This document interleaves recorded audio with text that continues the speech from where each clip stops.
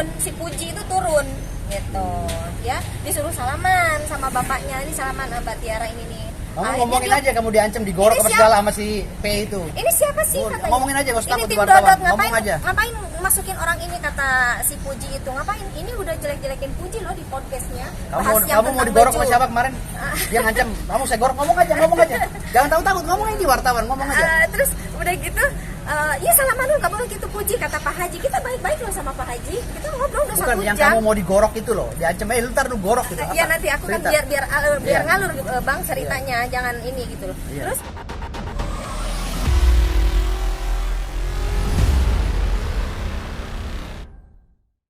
agenda hari ini pemanggilan Bang Arif turun dikit. Ya, agenda hari ini saya mengajukan surat permohonan perlindungan hukum dan keberatan atas proses yang dilakukan ya, proses administrasi hukum pidana ya yang dilakukan oleh pihak EW dengan kuasa hukumnya terkait dengan laporan mereka undang-undang ITE ya, pelanggaran undang-undang ITE ya katanya. Karena live Instagram yang dilakukan oleh klien kami Tiara Marlin, ini artis terkenal di Indonesia yang mereka akhirnya membuat laporan. Saya sudah melayangkan surat kepada pihak Kapolda Metro Jaya, kepada Direskrimum dan Direskrimsus untuk memberhentikan proses penyelidikan ini, karena ini cacat formil, cacat hukum. Tidak bisa dilaksanakan proses penyelidikan dengan cara-cara yang tidak memenuhi hukum acara, gitu. Artinya di sini syarat-syarat dalam administrasi hukum pidana itu tidak ditempuh dengan dengan maksimal. Tidak diberikan surat somasi terlebih dahulu, ya kan? Tidak. Pokoknya banyak dugaan pelanggaran yang dilakukan oleh EW dengan kuasa hukumnya. Ya, yang sekarang ini saya ajukan protes dalam maju surat permohonan perlindungan hukum ya, gitu. Karena dalam SKB 3 Menteri ya nomor 229, nomor 154 terkait dengan pedoman implementasi pasal-pasal tertentu dalam Undang-Undang ITE nomor 19 tahun 2016 itu harus si korban yang melaporkan, karena ini delik aduan absolut ya, harus korban. Lantas kalau EW ini siapa, kapasitasnya apa untuk melaporkan EW, untuk melaporkan Emma Warok, untuk melaporkan Tia Marlin ini terkait dengan pendapat dia yang dia sampaikan pada saat di live Instagram, gitu loh. Si EW ini siapa, kapasitasnya, gitu loh. Dan legal standingnya apa, hak hukum dia atas perkara ini apa. Jadi ini sumir. Masa orang live Instagram membicarakan masalah anak orang lain, tahu orang yang lewat melaporkan, hanya menonton video ikut melaporkan, dan dalam surat laporannya itu ambigu, STBL-nya ambigu. STBL yang dikeluarkan oleh Reskrimum Polda Metro Jaya, saya bilang ambigu. Kenapa? Karena ada pasal 310, 311 di situ disandingkan dengan pasal-pasal undang-undang ITE, kriminal khusus. Kan ini lucu. Sementara dalam pasal 63 ya KUHP ayat 2 itu dijelaskan setiap proses dalam perkara pidana umum dan khusus harus dikedepankan pidana khususnya. Lantas kalau kita mengacu kepada pidana khusus, mekanisme apa yang mereka terapkan? Kalau langsung lapor begitu, apalagi ada pasal 28 ayat 2 yang dibilang bahwa ini melanggar transaksi elektronik. Pasal 28 ayat 2 itu khusus untuk orang-orang yang dagang di media sosial. Itu dagang apa? Ngedagangin si EW, mempromosiin si EW biar laku gitu, jadi artis. Enggak kan? Tiara Marlin hanya berpendapat. Di dalam pasal 27 ayat 3 angka 1 dan 4 ini baca dengan baik, gitu loh. Dia hanya berpendapat, gitu. Artinya pendapat seseorang tidak bisa dijadikan delik aduan. Apalagi yang mengadukan ini bukan orang-orang yang masuk dalam ranah itu, bukan keluarganya si Vanessa Angel. Lantas dia cari panggung, ya kan, di media sosial, live Instagram, bicara-bicara bahwa klien kami ini katanya akan jadi tersangka dan sudah jadi tersangka. Dia live Instagram dengan meng-capture ya, dengan memberikan bahasa-bahasa yang menurut saya menjustifikasi klien saya ini, sehingga klien saya ini tercemar dan jatuh harga dirinya di tengah masyarakat. Ini yang perlu saya pulihkan.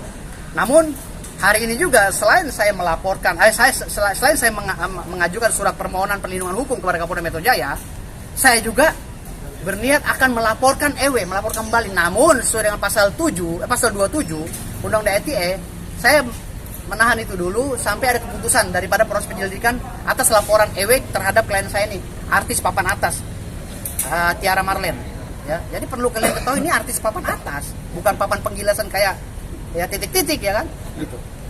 Jadi gitu ya.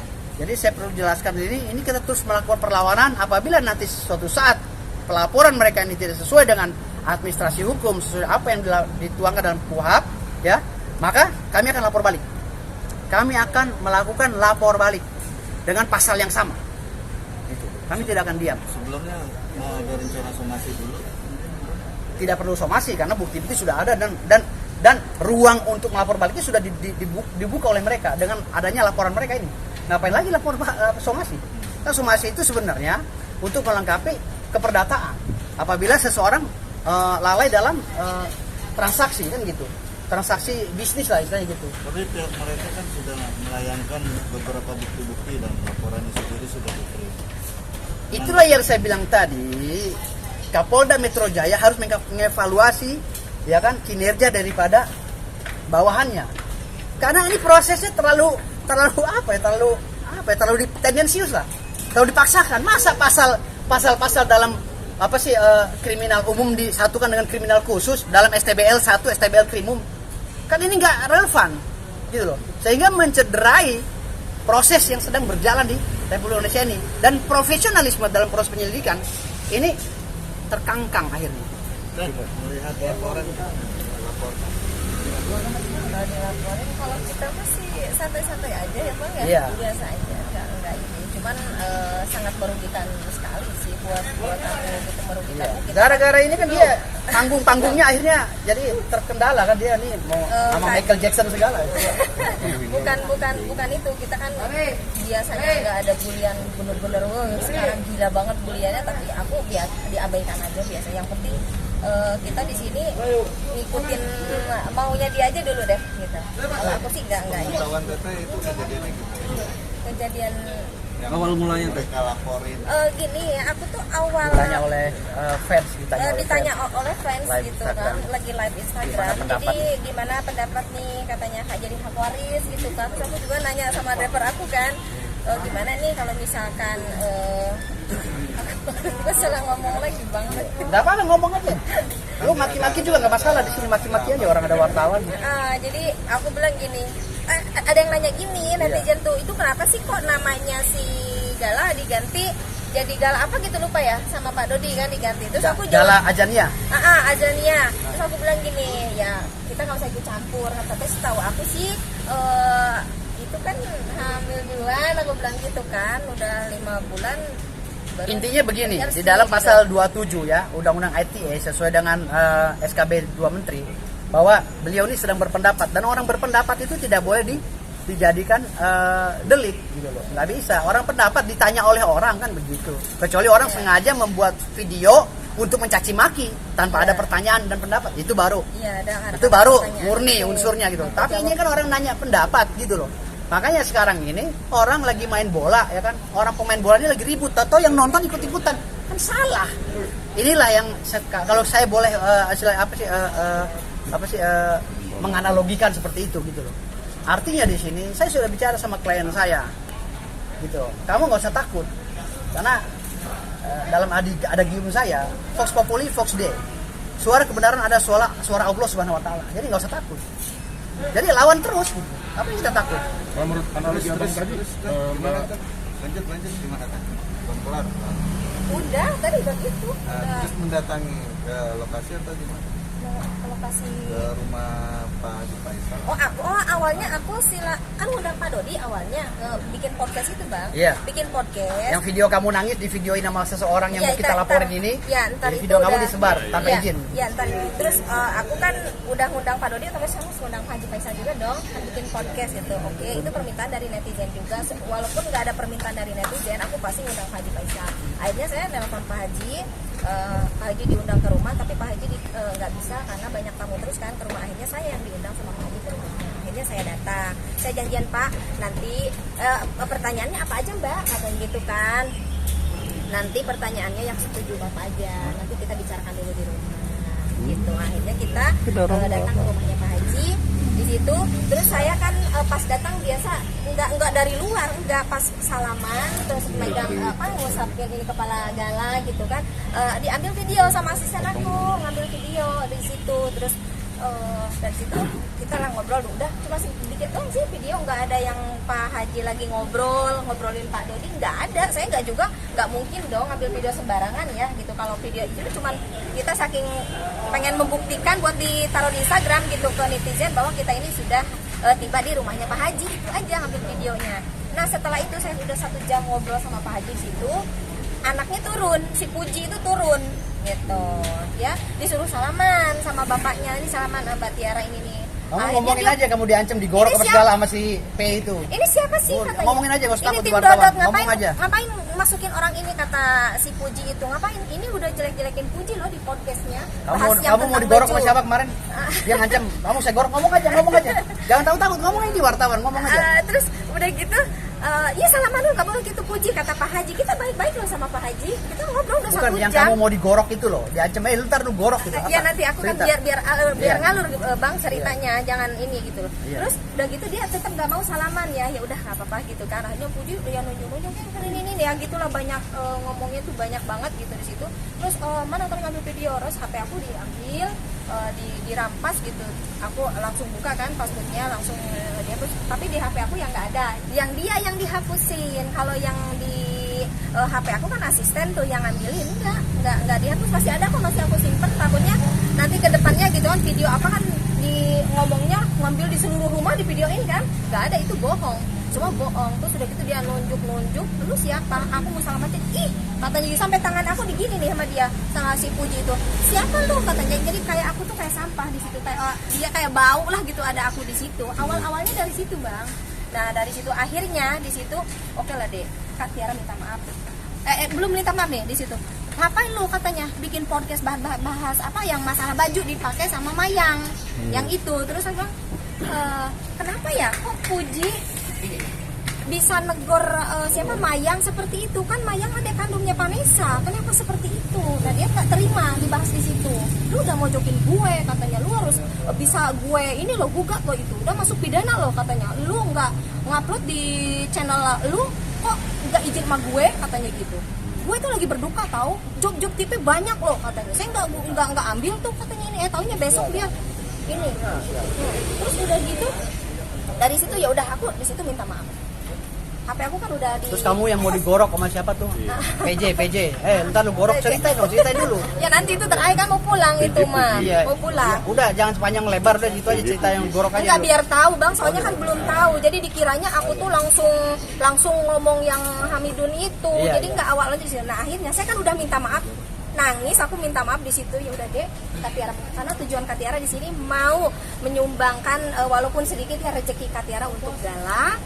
Satu ya, terus satu silaturahmi, sebenarnya apa pengen nyumbang itulah walaupun sedikit gitu. Oke, terus ya udah kalau Kak Tiara salah minta maaf ya. Harus sekarang ini juga bikin klarifikasi, minta maaf. Kata si PJ. Iya, pokoknya sama semuanya. Kata si PJ aku ya, langsung bikin loh, udah keluar dari rumah gitu langsung bikin, minta maaf. Terus di situ pun aku salaman, aku diterima salaman sama dia. Aku sampai nangis kenapa? Aku saking apa ya? Kok gini banget gitu dijolimin loh. lah gitu.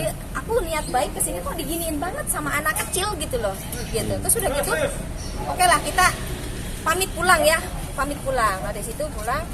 Emang yang inisial PJ. ya PJ itu dia ngomong ke kakak ipar saya, Bilang gimana? hati-hati loh, ini saudaramu kalau besok dia ngeluarin berita-berita nggak benar saya katanya gitu Ya, digorok. ya. Ada kata gorok. Nah, ya nggak tahu, aku nggak ngerti Tapi apa begini itu. lehernya gini. Tapi nggak ada kata Nggak ada gorok. kata Nggak gorok. ada, kalau ngomong cuma gini aja. Cuma gini doang. Dia mau ini mau ngelap daki. Kalau besok ngeluarin berita, Ngelap daki dia. berita nggak berita ramai berita lah Iya. gitu. Tahunya baru aja 10 menit keluar dari rumahnya di mobil, lihat di TikTok banyak yang nge-tag aku kan. Akhirnya di situ, akhirnya anaknya malah yang di situ. Tahu nggak? Ini orang katanya kucluk-kucluk datang tanpa diundang.